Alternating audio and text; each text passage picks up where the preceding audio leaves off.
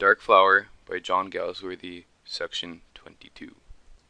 In the small hours, which so many wish were smaller, the Colonel had awakened, with the affair of the handkerchief swelling visibly. His niece's husband was not a man that he had much liking for. A taciturn fellow, with possibly a bit of the brute in him. A man who rather rode people down, but since Dolly and he were in charge of Olive, the notion that young Lennon was falling in love with her under their very noses was alarming to one naturally punctilious. It was not until he fell asleep again and woke in the full morning light that the remedy occurred to him. She must be taken out of herself. Dolly and he had been slack, too interested in this queer place, this queer lot of people. They had neglected her, left her to boys and girls. One ought always to remember, but it was not too late. She was old Lindsay's daughter, would not forget herself. Poor old Lady Lindsay. Fine fellow, bit too much perhaps of the Huguenot in him. Queer those throwbacks. Had noticed in horses, time and time again, white hairs about the tail, carriage of the head, skip generations and then pop out. And Olive had something of his look. The same ivory skin, same color of eyes and hair. Only she was not severe like her father, not exactly. And once more there shot through a colonel a vague dread, as of a trusteeship neglected.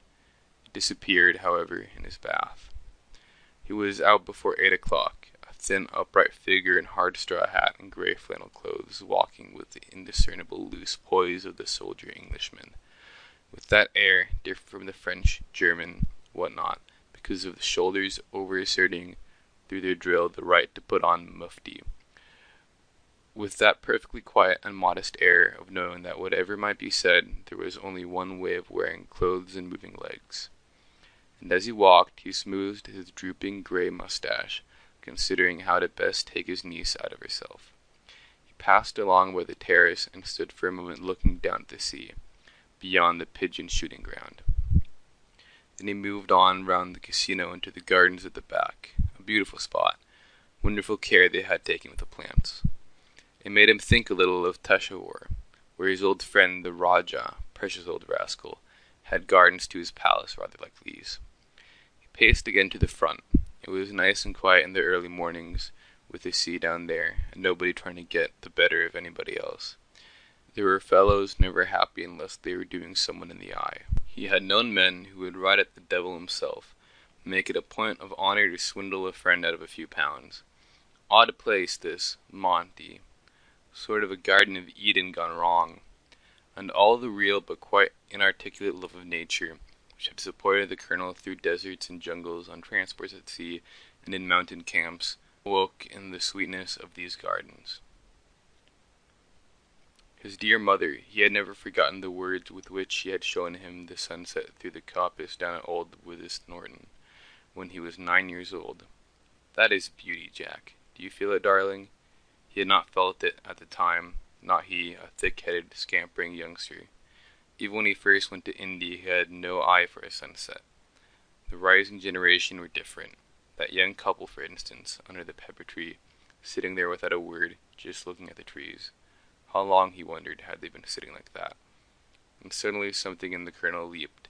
His steel-colored eyes took on their look of out-facing death. Choking down a cough, he faced about back to where he had stood above the pigeon shooting ground. Olive and that young fellow, an assignation, at this time in the morning. The earth reeled. His brother's child, his favorite niece, the woman whom he most admired, the woman for whom his heart was softest, leaning over the stone parapet, no longer seeing either the smooth green of the pigeon shooting ground or the smooth blue of the sea beyond. He was moved, distressed, bewildered beyond words. Before breakfast! That was the devil of it. Confession, as it were, of everything. Moreover, he had seen their hands touching on the seat.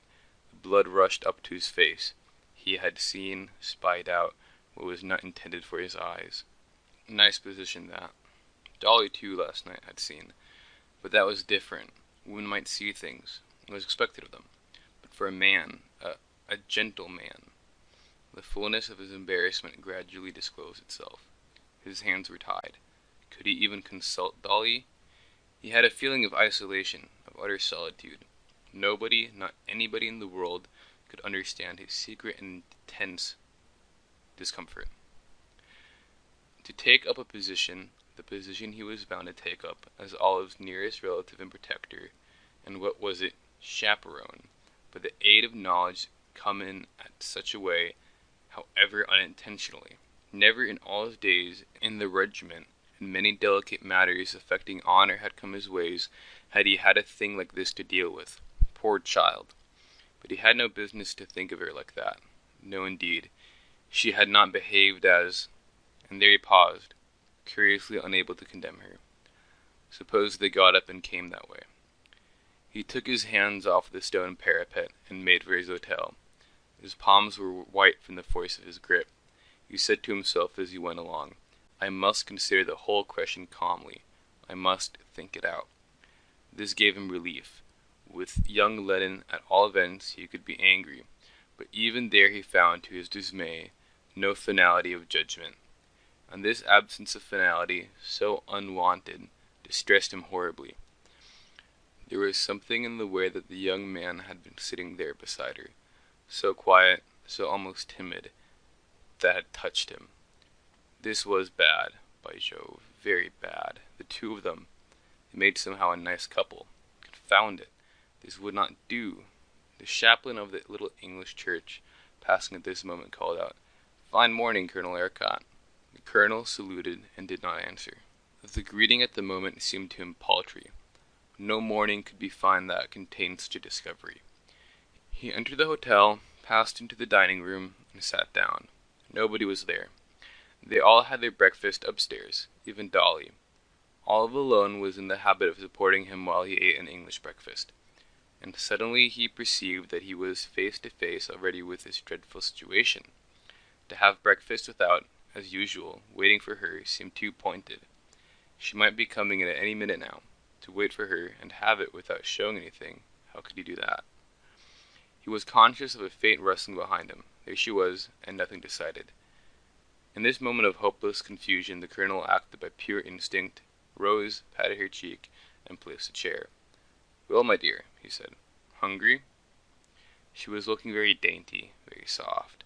The creamy dress showed off her dark hair and eyes, which seemed somehow to be flying off somewhere. Yes.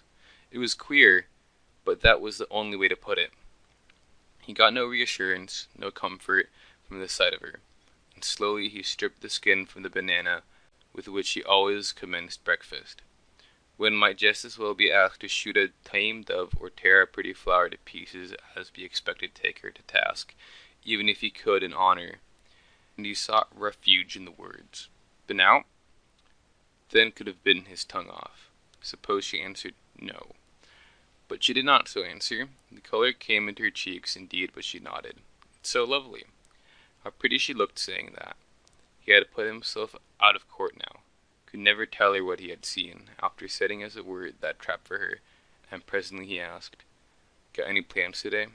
She answered without flinching in the least, Mark Lennon and I were going to take mules from Mentone up to Gorbio.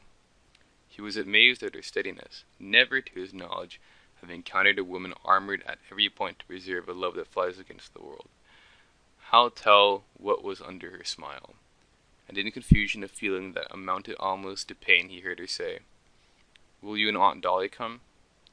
Between sense of trusteeship and hatred of spoiling sport, between knowledge of the danger she was in and half-pitying admiration at the sight of her, between real disapproval of an illicit and underhanded business, what else was it after all?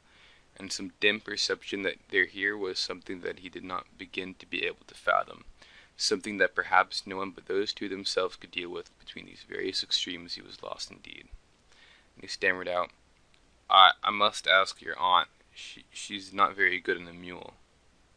Then, in an impulse of sheer affection, he said with startling suddenness, My dear, I've often meant to ask, are you happy at home? At home? There was something sinister about the way she repeated that, as if the word home were strange to her. She drank her coffee and got up, and the colonel felt afraid of her, standing there. Afraid of what she was going to tell him. He grew very red, but worse than all, she said absolutely nothing. only shrugged her shoulders with a little smile that went to his heart. End of section 22.